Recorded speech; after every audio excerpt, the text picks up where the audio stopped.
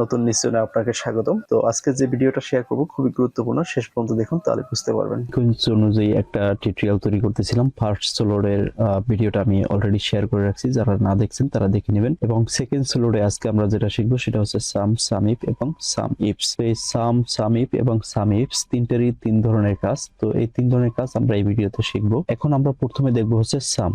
তো সামটা যদি আমরা দেখতে চাই, যখন কোনো একটা টোটাল বের করি আমরা অনেকভাবেই সাম করতে পারি। এটা অনেকেই জানে, বেসিক কাজ। যারা না জানে তাদের জন্য, যারা জানেন তাদের জন্য না, তারা এরপরে সামিফ দেখতে পারবেন এবং সামিফস। তো আমরা সাম করার জন্য সাধারণত আমরা এখানে ফর্মুলা লিখি SUM, লেখার পরে ট্যাব বাটনে ক্লিক করব কিবোর্ড থেকে। এরপরে আমরা যতটুকু সাম করব সেটার রেঞ্জটাকে এরকম সিলেক্ট করে এন্টার বাটনে ক্লিক করব। আবার কেউ এরকমের সাম করতে পারবেন, এখানে জায়গাটাকে সিলেক্ট করে এখান থেকে আমরা এই যে হোম ট্যাব আছে এখান থেকে এই যে অটো সাম থেকে এই সাম বাটনে ক্লিক করলে আমার অটোমেটিক রেঞ্জ সিলেক্ট করে নেবে।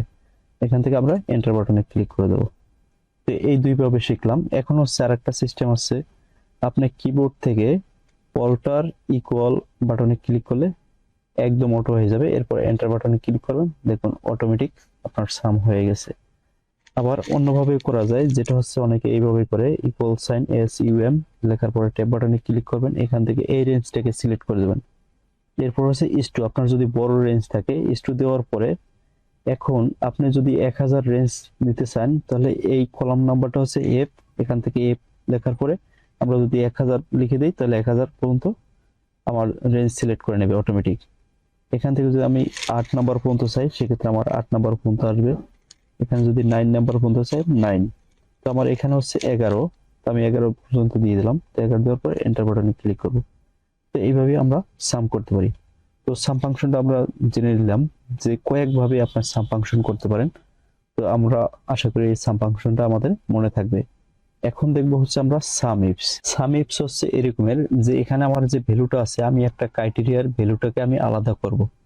ধরুন আমার কিবোর্ডের প্রাইস কত, এটাকে আমি আলাদাভাবে দেখতে চাই। তো এটার জন্য যেটা করতে হবে সেটা হচ্ছে আমার সাম ফাংশন আর সাম ইফ।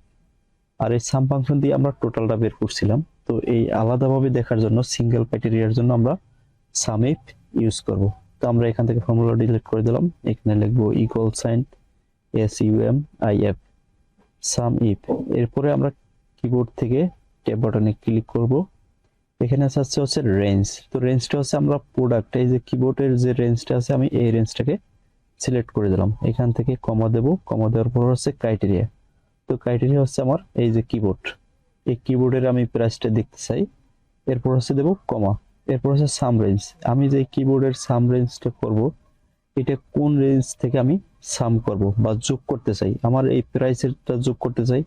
তো এই প্রাইসের ঘরটাকে পুরো কলামটাকে আমি সিলেক্ট করে দেব। দেওয়ার পরে ফার্স্ট ব্র্যাকেট দিয়ে এন্টার বাটনে ক্লিক করব। দেখুন আমার কিবোর্ডের প্রাইস কত, 2000। এই যে কিবোর্ডের প্রাইস 2000। এখানে যদি আমি এই ক্রাইটেরিয়া চেঞ্জ করে দিই, এখানে যদি মনিটর লিখি, ভ্যালু পেস্ট করলাম, এই যে মনিটর প্রাইস 5000 চলে আসছে।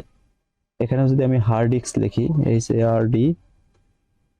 ডিস্ক, এই যে দেখুন 1000। এই যে আমার হার্ড ডিস্কের প্রাইস 8000। এই সামিপ দিয়ে আপনি সিঙ্গেল ক্রাইটেরিয়া দিয়ে আমরা এখানে প্রাইসটা নিয়ে আসতে পারছি। এখন যদি আমি এখানে একটা কলাম হাইড করে রেখেছি, এটাকে আনহাইড করে দেই এটা দেখানোর জন্য। এখন যদি আমি চাই এই ডেটে আমি কত হার্ড ডিস্ক কিনছিলাম, এখন এখানে আমি ক্রাইটেরিয়া নিয়েছিলাম শুধু হার্ড ডিস্ক। আমি এখানে চাচ্ছি যে প্রোডাক্ট হার্ড ডিস্ক 24 তারিখে আমি কতগুলো কিনছিলাম। সেক্ষেত্রে যদি আমি এটাকে দেখতে চাই, এটার জন্য আমরা দুইটা কন্ডিশন নিতে হবে, একটা হচ্ছে হার্ড ডিস্ক আর একটা হলো ডেট। তো এটার জন্য আমরা এখানে সামিফস ফর্মুলা লিখবো। যেহেতু আমাদের একাধিক কন্ডিশন, এই যে সামিফস এটা সিলেক্ট করে আমি ট্যাব বাটনে ক্লিক করব। ক্লিক করার পরে এখন হচ্ছে আমার এখানে ক্লিক করার পরে আমরা এখানে চাচ্ছি হচ্ছে সাম রেঞ্জ। তো সাম রেঞ্জ আমরা সাধারণত বুঝি যে এরিয়াটাকে আমরা যোগ করব সেই এরিয়াটাকে আমরা সিলেক্ট করে দেব। তো এই এরিয়াটাকে আমি সিলেক্ট করে দিলাম। দেওয়ার পরে আমি কমা বাটনে ক্লিক করব। এখানে বলছে হচ্ছে ক্রাইটেরিয়া। তো ক্রাইটেরিয়া আমার হচ্ছে এটা হচ্ছে একটা ডাটাবেস। এই ডাটাবেস থেকে আমি ক্রাইটেরিয়া সিলেক্ট করে দেব। এই ক্রাইটেরিয়া হচ্ছে আমার এখান থেকে প্রোডাক্ট নেম, এটাকে সিলেক্ট করার পরে কমা দিয়ে দেবো। এবার ক্রাইটেরিয়া 1 অফ 1 বলতে এইটার এই যে ক্রাইটেরিয়াটা নিয়েছি এই প্রোডাক্টের আমরা এইটাকে দেখতে চাই। তো আমরা প্রথমে দেব ডাটাবেস থেকে ক্রাইটেরিয়া সিলেক্ট করলাম। এরপর হচ্ছে আমার যেখান থেকে আমি দেখতে চাই সেই জায়গার ক্রাইটেরিয়াকে সিলেক্ট করে দিলাম। এরপরে কমা দেব। কমা দেওয়ার পরে এখন হচ্ছে ক্রাইটেরিয়া 2। এখন আমরা দেখতে চাচ্ছি ডেট ওয়াইজ, যে আমি কোন ডেটে কত কিনছিলাম। তো আমরা এই ডেটের ক্রাইটেরিয়াকে সিলেক্ট করে দিলাম। এখানে সিলেক্ট করার পরে কমা দিয়ে দেবো। এরপর হচ্ছে ক্রাইটেরিয়া 2 অফ 2। এখন হচ্ছে আমি এখান থেকে সিলেক্ট করার পরে যেখান থেকে আমি ডাটাটাকে দেখতে চাই সেখান থেকে আমার এই ডেটটাকে সিলেক্ট করতে হবে। সিলেক্ট করার পরে এখানে ফার্স্ট ব্র্যাকেট দিয়ে এন্টার দেব। দেখুন এখন 24 তারিখে আমি কোনো হার্ড ডিস্ক কিনি নাই, যার কারণে আমার এখানে প্রাইস 0। এখানে 26 তারিখ আছে, এখানে যদি আমি 24 তারিখ করে দেই, 26 তারিখের জায়গায় দেখুন আমার 1000 প্রাইস চলে আসছে। এখন আমি এটাকে ব্যাক দিলাম। এখান থেকে আমি 24 তারিখে কিবোর্ড কিনছিলাম, আমি এখানে যদি কিবোর্ডটাকে পেস্ট করে দিই কপি করে, দেখুন এই যে 2000।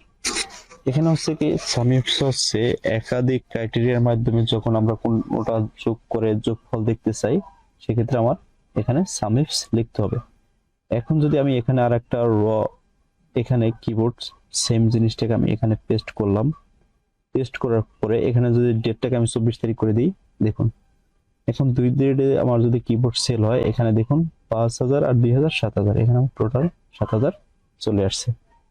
তো আশা করি আপনারা পুরো বিষয়টা বুঝতে পারছেন। সাম, সামিফ এবং সামিফস তিনটা ফাংশন আমি এই ভিডিওতে শেয়ার করার চেষ্টা করছি। ভিডিওটি সম্পূর্ণ দেখার জন্য আপনাকে অসংখ্য ধন্যবাদ, এবং ভিডিওটা শেয়ার করে আপনার ফেলে সেভ করে রাখতে পারেন। মনে না থাকলে পুনরায় আবার দেখতে পারবেন। আজকে এই পর্যন্তই। আল্লাহ হাফেজ।